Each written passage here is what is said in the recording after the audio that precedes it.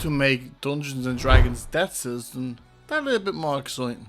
Now I've came up with 3 ways because I know each table is different. So I've came up with a combat way, a roleplay way, and I came up with just an evil way of doing it. I'll leave the evil one to last because it's a bit questionable. So let's just get straight into it. The way I came up with the combat way is actually one of my players. We went to see Puss in Boots, the movie. Puss in Boots. I can't believe I can't say that. Puss in Boots. And Death. And one of my players said that to me. Can we do that? That'd be amazing. So I was thinking, how could I add death into the death system in D&D? And it's perfect. You fail all your death saving throws, and then the DM rolls. And the DM would decide to DC, or you can just be a little bit extra harder and say on a natural 20 that he rolls, death shows up.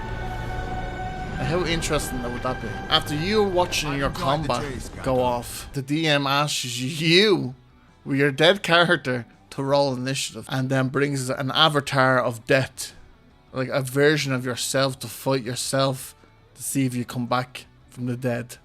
I think this is an amazing way, and it will have the whole table excited. Sad at the moment that they think their friend is dead, but excited that now they have found a way to come back.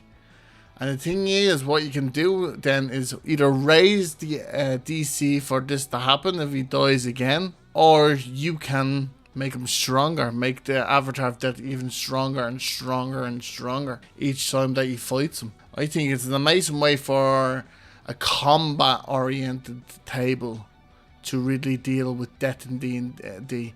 No one likes to fail 3 death saving throws. Oh, there goes my character. No one likes it.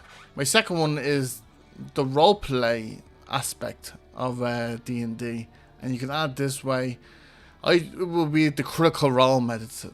The Matthew Mercer effect is have combats over, or however way this player has died, have them lay down. If there's a cleric, ask the cleric to do a ritual. If there's no cleric, just lay them out. Maybe they believed in the god, maybe they didn't. In the way of right for that character, lay them out. Ask 3, ask them to say something, and how they say it, or let's say they shout and give out, they're trying to intimidate them, ask for an intimidation skill. If they're trying to persuade them, ask them for a persuasion skill. If they're trying to reach out for their god, or religion skill. And then have a DC equivalent. I have a table here that Matthew Mercer uses himself. Between you and the DM, ask the player, do you want to come back? Was this good enough? And even ask, if you want to be even cheeky, ask the player what the DC would be. And then have the DM roll, or ask the player who's dead to nominate someone. And I think it will give that extra bit of spice to the table. It can open a lot of dialogue for the players to, let's say, confess their love for a player, confess that they did something wrong in the past. These moments are amazing. There's the hardcore way, which is just remove diamonds from the game and have the only person who can produce diamonds the big bad. So that's the reason why you're going to fight them.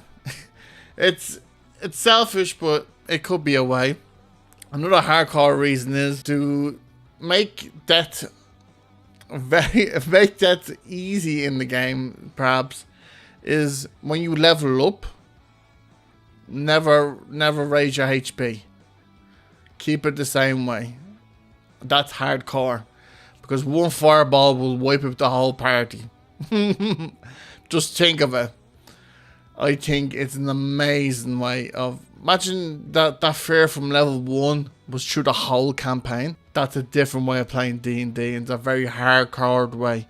There's also another way I heard, and I heard it from D&D Shorts. Amazing TikTok creator, YouTube creator. Just amazing D&D content creator. I saw one of his TikToks and it was flashbacks. And I was like, what flashbacks? Yeah, he described that each turn you either pass every time you failed a death saving throw, you would ask the player to narrate a flashback of what they are thinking and tell it to the party, just hitting home that effect of, oh my god, we're losing them, or he can reveal a secret or something. Just something, that lying on the ground bleeding out moment, that he's not just unconscious, that there's something going on with him. You can have that. There's many ways of dealing with death in D&D, and I really do think that the system we have now is not the best system for it, because I think death is a main part of the game and it motivates so many players. We've seen this with Critical Role, the Might Engine 20, that deaths lead to amazing scenarios, and DMs don't be the worst thing a DM can do is break the players' hearts, but you have to do it, because if there's no consequences to the dice roll, what's the point playing with dice? And I know I got a bit real there, but if you think any of my scenarios are useful or anyway enjoyable, make sure you drop his likes and subscribe and turn that notification bell on. I know Horsey's not here with me today. He's away, but we will be back together and doing videos together again. Make sure you like, subscribe, and turn the notification bell. And it's your boy Happy from Dopes and Dragons saying, happy gaming.